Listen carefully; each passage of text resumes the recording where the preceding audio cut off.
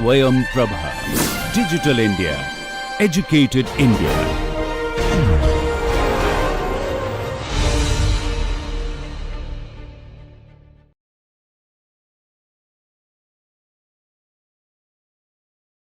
Welcome to lecture 3 of this particular course, which is Statistical Thermodynamics. So in this particular course, we are going to look at this particular lecture will cover as a continuation of the previous lecture, which is basically on probability and statistics. So now let's take a look that we covered the different permutation combinations and stuff like that. Today we are going to look at binomial distribution first. Okay, so binomial distribution. So it is any sequence of experiments or trials with two possible outcomes.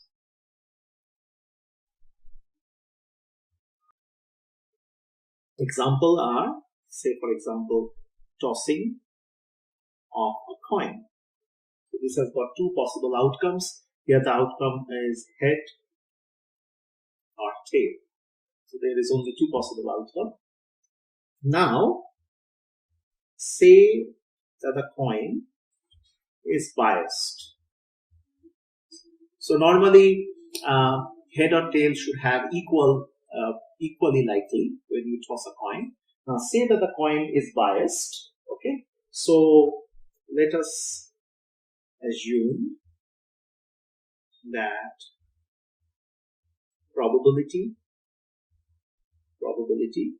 of obtaining a head is, say, P. P is the probability of obtaining a head. Therefore, since there are only two possible outcomes, therefore probability of obtaining a tail is 1 minus the probability of obtaining a head, and let's call it Q. So you understand, because the sum total of these two probabilities should be 1. So it could be either a head or a tail. So this is the premise. Now let us assume now for a sequence of n tosses, say n tosses. So you toss the coin n number of times. Okay, the probability of m heads. Okay, and therefore n minus m tails in a particular sequence.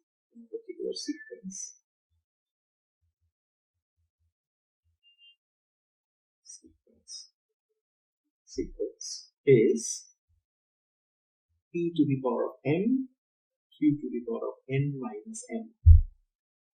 As each toss, why this is possible?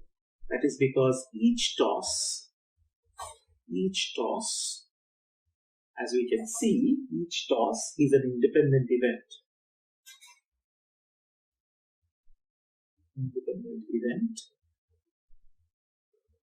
In a new sample space. Correct? So that is the probability that for a sequence of n tosses, probability of m heads and n minus m tails in a particular sequence is given by p to the power of m multiplied by q to the power of n minus m, as each toss is an independent event in a new sample space. Okay? However, now a little bit of twist. However, m heads and n minus m tails can be obtained in more than one way.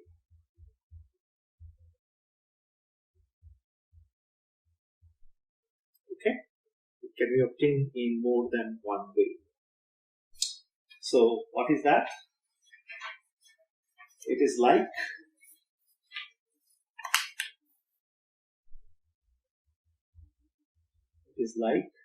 number of ways, okay, in total objects, okay, can be arranged, okay, in m identical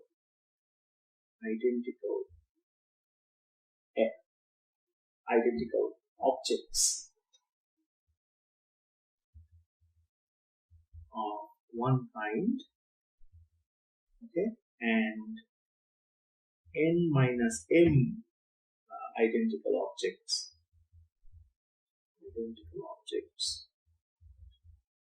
of another kind.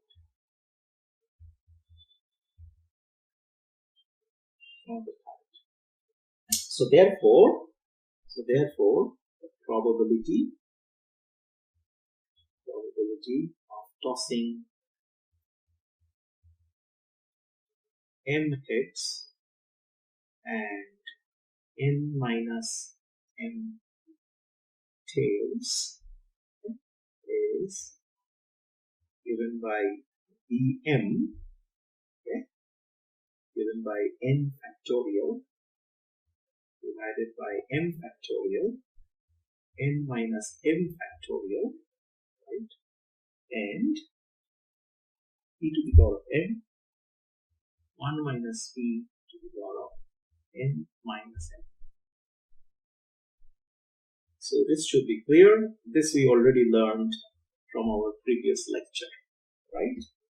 So it is like how n total number of objects can be arranged in m identical objects of one kind and n minus m identical objects of another kind.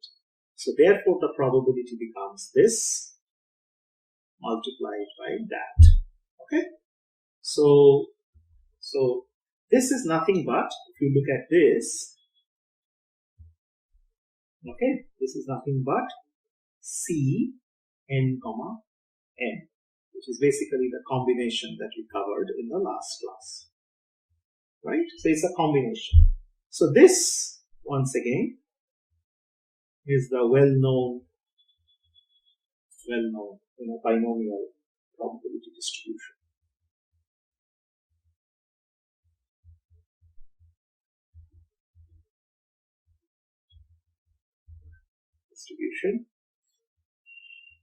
N is the total number of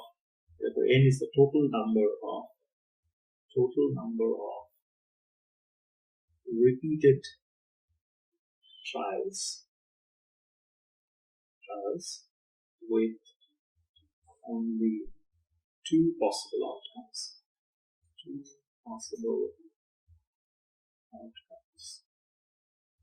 Okay? Alright.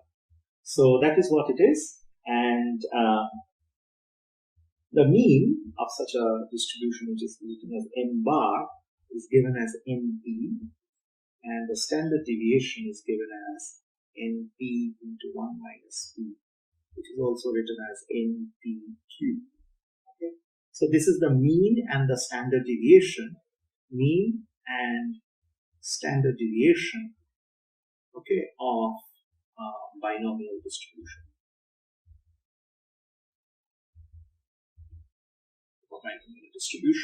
Is the mean and the standard deviation of binomial distribution. Okay. So this is already something that we know. I mean, we may have read it earlier. Okay. So let's look at now the next possible distribution, which is called a Poisson distribution. So what is a Poisson distribution? It's like a binomial distribution. Okay. So you take a binomial distribution.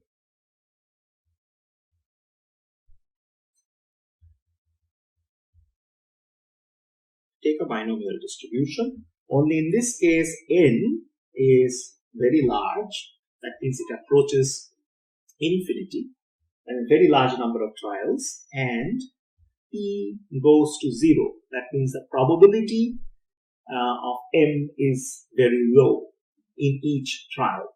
So you can think of it as a very biased coin in which, the heads and the tails are not half, but the probability of getting a head is very low. Okay? So in this case, if you write the binomial distribution, you will have, if you just open up things a little bit, right, is n minus n plus 1, okay, divided by n factorial. So this entire thing is then multiplied by, write it in red, it's given by mu n to the power of n and 1 minus p raised to the power of n minus n. Okay? Where your mu is equal to your m bar, which is equal to np. So this is basically the mean. Okay.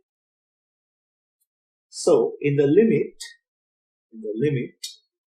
the binomial distribution where n approaches infinity, this becomes n raised to the power of n divided by n factorial, mu by n raised to the power of m into 1 minus e raised to the power of n.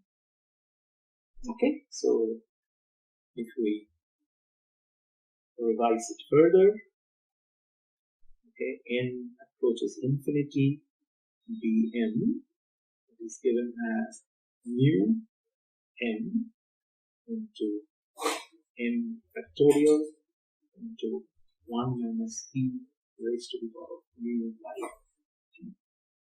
Okay, in the limit p goes to 0, 1 minus e raised to the power of 1 by t given as e to the power of minus 1, where e is basically, as we know, 2.71828 roughly.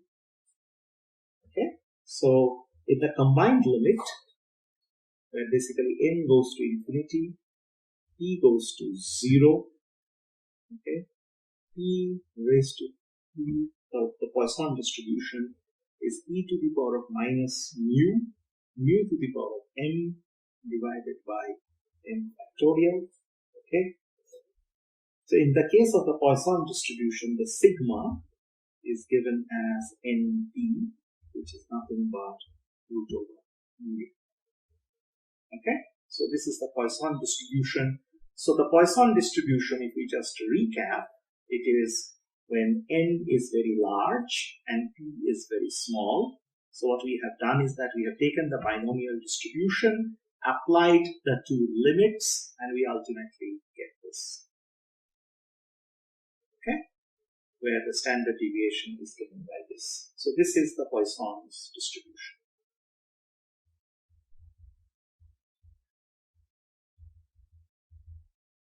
This is the Poisson distribution, which some of you may be familiar with also. Okay, now let's look at the next distribution, which is basically called the Gaussian distribution. So what is a Gaussian distribution? This time your n is large, but e is not small. So unlike the Poisson distribution where p was also small, in this case e is not small. Okay, but n is still large. So what we have over here is, let's take the log, write it in smaller forms.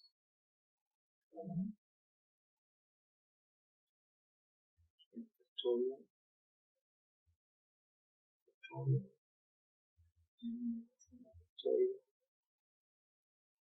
plus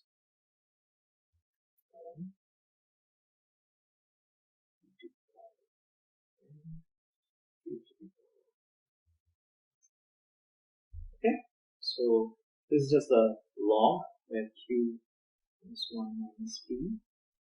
Then we apply what we call a Stirling approximation. So Stirling approximation states that logarithm of n factorial is n into ln n minus n plus half ln 2 pi. Okay, so this is the Stirling's approximation. So we can show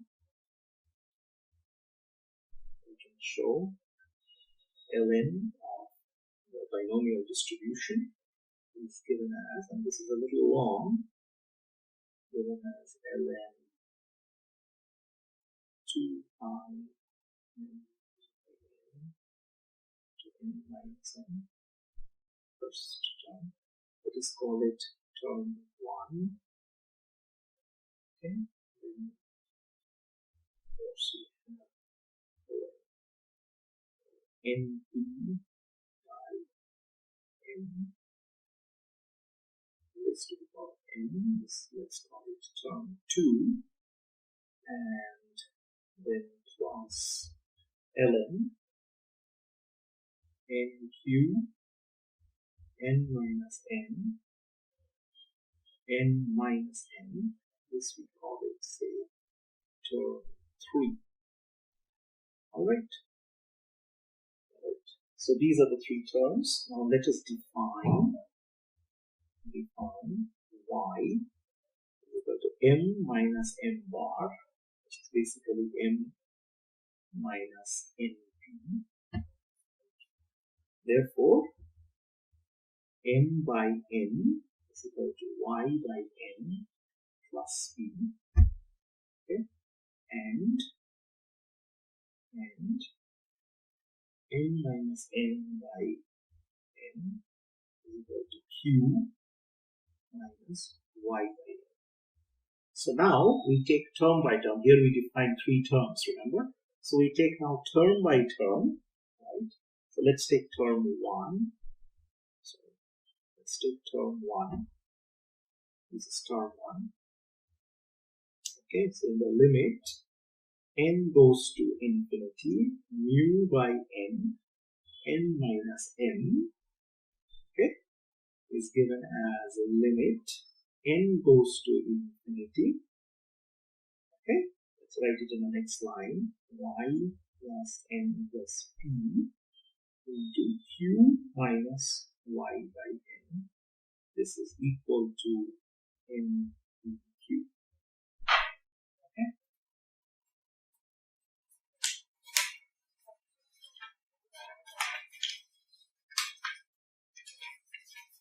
Okay. So see if you can understand the first term. That is what we did.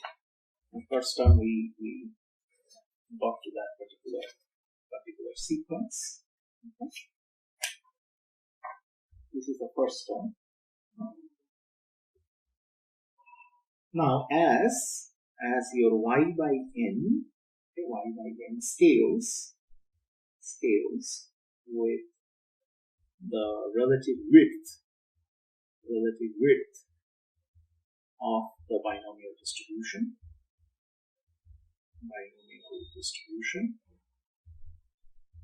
Okay, we previously found to display this binomial distribution exhibits 1 over root n type of dependence. Okay. So for the remaining two terms, therefore,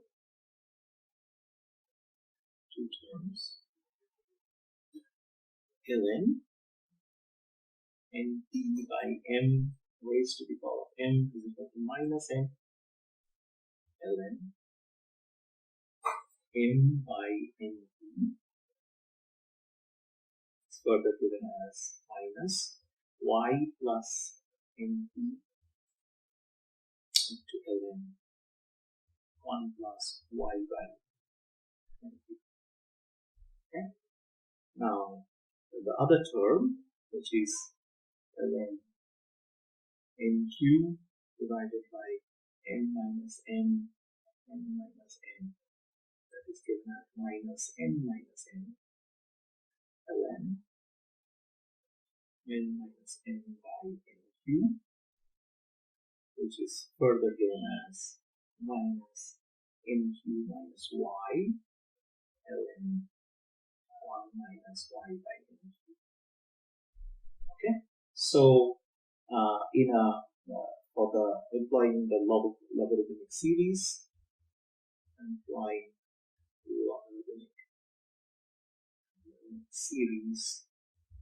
which basically tells you that ln of 1 plus minus z is almost equal to plus minus z minus z squared by 2 for all z less than or not z less than 1 at moderate values of p.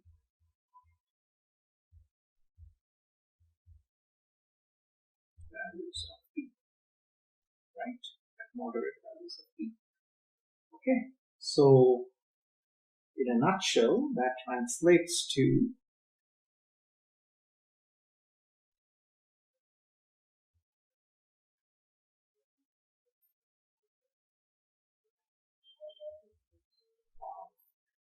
y squared np minus y, and in the limit, other limit, ln nq by n minus n is almost given as y minus half y squared by nq. Okay. So now, if you substitute all these terms, that means this term, right? So this term, and of course your npq term, which is basically this particular term, into the parent equation, of, that we already narrated, that is the binomial equation in the logarithmic form. Okay, we get, so substituting, we get the limit n goes to infinity ln dy is equal to minus half ln 2 pi npq minus y squared by 2n 1 by p plus 1 by q. Okay, so this now results in a Gaussian distribution, which is given as gy, which is nothing but root over 2 pi n eq exponential minus y squared 2n eq. Is a Gaussian distribution. And of course we know that sigma square is equal to npq. Okay, and define z as y over sigma. We obtain, if employing these two, we obtain a more palatable form of the Gaussian distribution, which is 1 over 2 pi sigma exponential minus z squared by 2. Okay, so this is the Gaussian form that you may have encountered. Okay, so for a continuous distribution, the discrete variable n must be replaced by its continuous analog x. Okay, so that the Gaussian distribution, as we know, this is symmetrical about z because of its dependence on z squared. And unlike many of the cases for discrete binomial or Poisson distributions, this Gaussian distribution indicates that the peak value of g is always at 1 over 2 pi sigma. So this is always where the peak value of this g is always given by this. Okay, so the Gaussian distribution is shown to be a satisfactory approximation of the binomial distribution if your np is greater than 5 and nq is also greater than or equal to 5. So the the Gaussian distribution holds the probability for a specified range of variables, therefore is given as, say, if your x is between these two, is essentially integrating the Gaussian distribution from, over the two limits.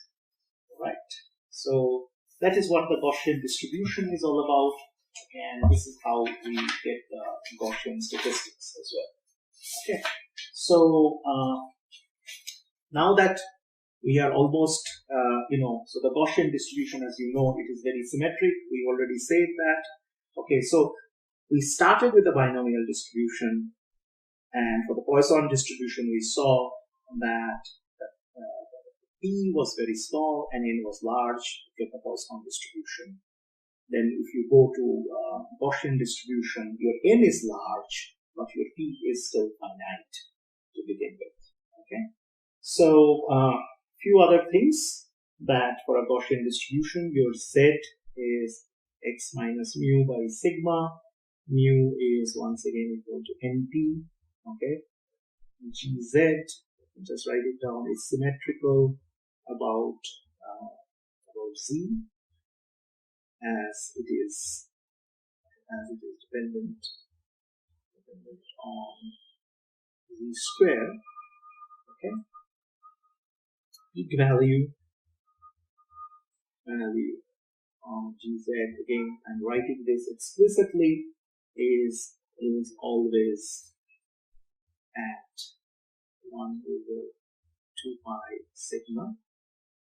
Okay, so, and let's see what else we have got. So this is the most convenient method of calculating the probability, this particular method, when you actually have your probability follow a Gaussian distribution, which in many cases it does. It does follow the Gaussian distribution, and so you can actually this is the most useful way of calculating the Gaussian distribution. As we know, Poisson's distribution you may have already read in your undergraduate. That is also very useful.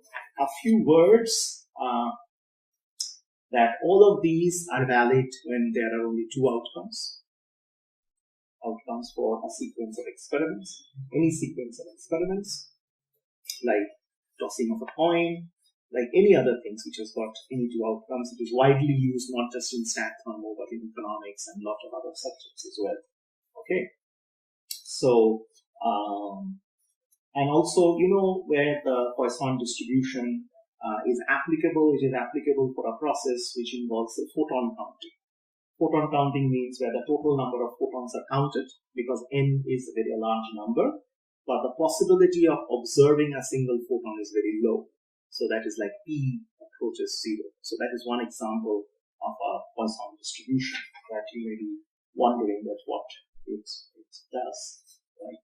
So similarly, there can be other types of distributions also, but we are not going to go into the details. In the next class, we are going to cover what we call the combinatorial analysis of statistical thermodynamics. So that is going to be the subject of the next class, which is going to where we are going to see some of the differences between distinguishable and indistinguishable objects, and then go on to the further statistics like Fermi-Dirac and Bose-Einstein statistics respectively.